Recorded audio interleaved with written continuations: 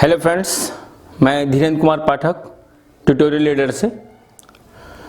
आज की क्लास हमारी आरएनए के प्रकार से संदर्भ में है।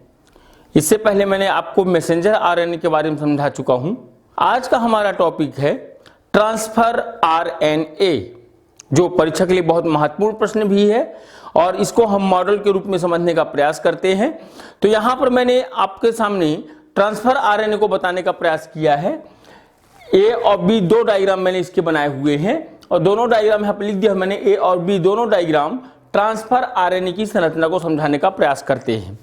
ट्रांसफर आरएनए या इसी को हम स्थानांतरण आरएनए भी कहते हैं। यह एक छोटा आरएनए होता है। आरएनए का एक छोटा प्रकार होता है जो लगभग 70 से लेकर के 85 न्यूक्लियोटाइड से मिलकर के बना हुआ होता है।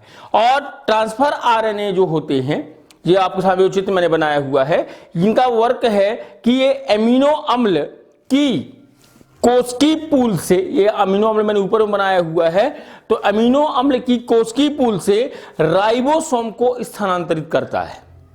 ये इंपॉर्टेंट लाइन है ट्रांसफर आरएनए की कि इसका वर्क क्या है। तो कोशिकीय पूल से अमीनो अम्ल, मतलब कोशिका से अमीनो अम्ल को कहां, राइबोसोम्स को स्थानांतरण करने का काम करता है, स्थानांतरित करता है। जो राइबोसोम जो मैसेंजर आरएनए पर, संदेशवाहक आरएनए पर उपस्थित कोड के अनुसार, हम उस दिन संरचना को पढ़ा था, कोडान, रीजन कोडान के बारे में बताया था। मैसेंजर आरएनए में बहुत सारे कोड उपस्थित होते हैं। तो संदेशवाहक आरएनए के जो कोड के अनुसार बहुलीकरण, पॉलीमर्स की हमने बात की थी, बहुलीकरण करके पेप्टाइड का निर्माण करते हैं और इसका अणुभार 23,000 से लेकर के 30,000 के बीच इसका अणुभार होता है। तो ये तो हो गया हमारा ट्रांसफर आरएनए के बारे में एक्सप्लेन, कि जो मैंने आपको बता दिया कि ट्रांसफर आरएनए होता कैसे है। अब यहाँ पर दोनों डायग्राम को आप देखिए। यहाँ पर मैंने ये अमीनो एसिड लिखा हुआ, पहले मैं आपको डायग्राम समझा देता हूँ। डायग्राम के आधार पर इसका वर्णन आपको मैं करके बता दूंगा। ये इसकी एक सिरा है 3' सिरा, ये सिरा है 5' सिरा।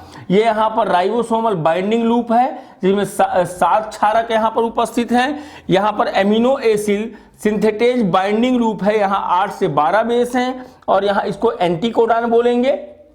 और ये यहाँ पर एंटीकोडान लूप है जहां पर 7 बेस उपस्थित है, 7 नाइट्रोजनी क्षारक यहाँ पर उपस्थित हैं। तो ये इस प्रकार से इसकी संरचना का निर्माण होता है। इस मॉडल को कहा जाता है तिपतिया मॉडल।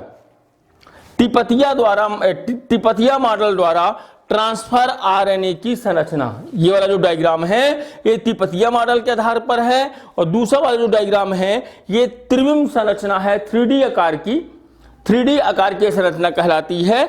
3D बनावट या L आकार की बनावट का प्रदर्शन यहां पर मैंने किया हुआ है। दोनों चित्र को आप देखेंगे तो ट्रांसफर आरएनए जो है इसके बारे में जान लीजिए। ये तो मैंने वर्णन आपको पहले कर चुका। इसका आविष्कार किसने किया?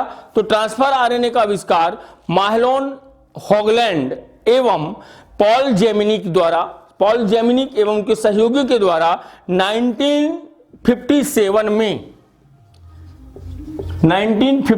में इसका आविष्कार किया गया। उसके पश्चात R.W.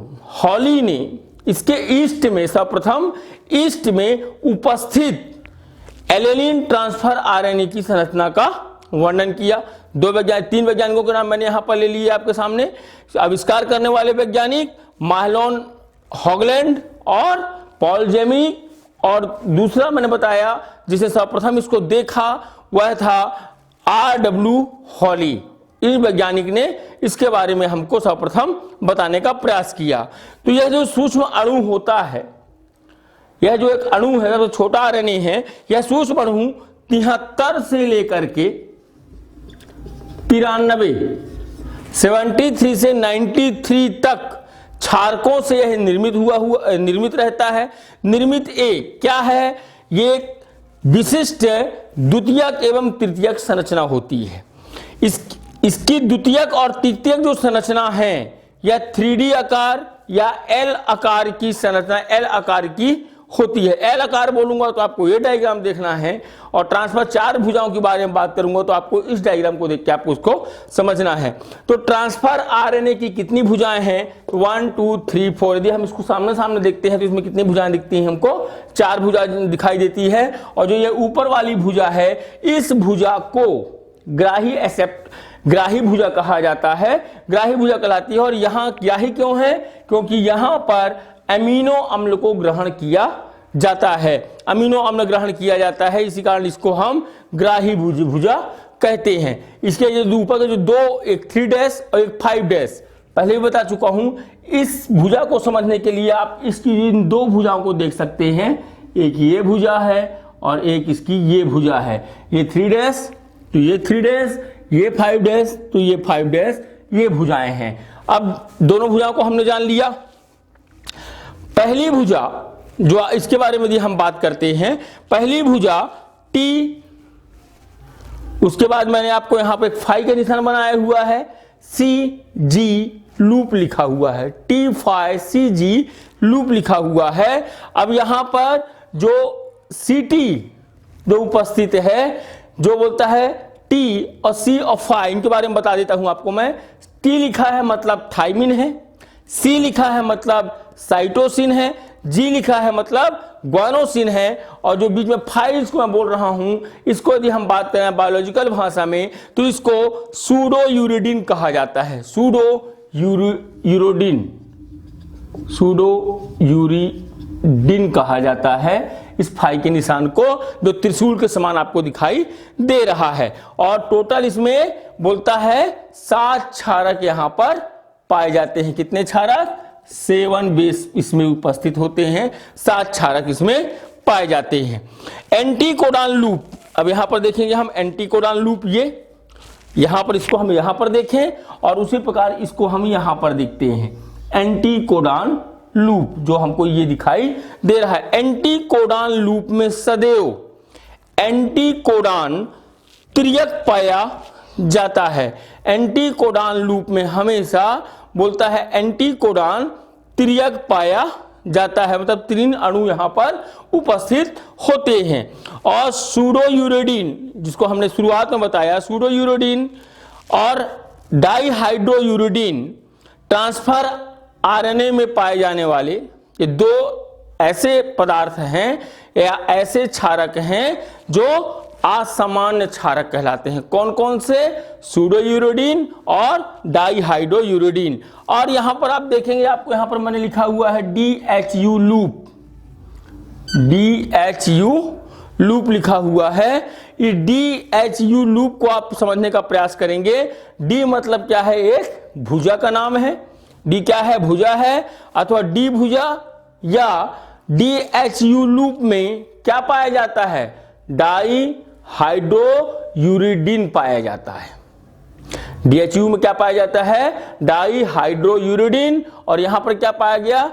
सूडोयूरिडिन। मतलब दोनों कैसे हैं? असामान्य क्षारक कहलाते हैं। सभी ट्रांसफर आरएनए में अणुओं के 5वां जो 5 डैश सिरा है, मतलब इसका ये 5 डैश सिरा है, ये 5 डैश सिरा कहलाएगा। जहां जहां पर मैं रेड पेन को लेके चल रहा हूं, ये आपका बाहर ये एक एक जो भुजा है वह कौन सी कहलाएगी? 5 डैश सिरा कहलाएगी। तो 5 डैश जो सिरा होता है, इस 5 डैश सिरे पर हमेशा ग्वानिन पाया जाता है। और जबकि 3 डैश वाला जो सिरा है, 3 डैश वाले सिरे में बोलता है क्या पाया जाता है? CCA। ये 3 डैश सिरे पर और 5 डैश सिरे पर क्या? G पाया जाता है, अर्थात ग्वानोसिन पाया जाता है। और 3 डैश सिरे पर CCA होता है। परंतु जो ये क्षारक होते हैं ये युग्मित नहीं होते, बल्कि अयुग्मित प्रकृति में पाए जाते हैं। साइटोसिन, एडेनिन, साइटोसिन इस प्रकार पाए जाते हैं। और जितने भी सक्रिय अमीनो अम्ल हैं, क्योंकि इसका काम क्या है? अमीनो अम्ल को ग्रहण करना। अमीनो अम्ल को ग्रहण करता है, तो अमीनो अम्ल जो होते हैं कोशिकीय पुल से राइबोसोम को स्थानांतरण करने का इसका काम है। तो ये सभी सक्रिय अमीनो अम्ल ट्रांसफर आरएनए या आरएनए में रज्जु के जो स्ट्रैंड है, स्ट्रैंड के सिरे पर आकर के ये अमीनो अम्ल कहाँ जुड़ते हैं, इसके सिंगल एक रज्जु भाग से आकर के अमीनो अम्ल यहां पर जुड़ते हैं।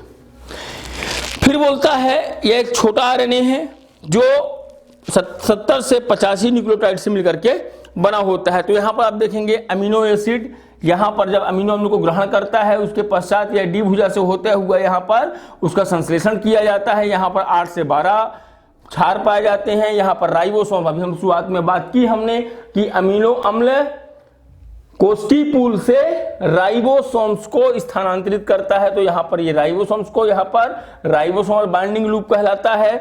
ये यहां पर जो डीएचयू लूप था हमने उसी को बात यहां पर की है, ये डीएचयू लूप कहलाता है ये बीच में, और डीएचयू अर्थात डी भुजा कहलाती है। और यहां पर डाई हाइड्रो यूरोसिल यूरिडीन पाया जाता है। तो इस प्रकार से हम त्रिपथिया मॉडल के द्वारा हम यहाँ पर एंटीकोडॉन लूप है, एंटीकोडॉन लूप को हमने शुरुआत में आपको बता चुके हैं कि एंटीकोडॉन लूप में क्या पाया जाता है।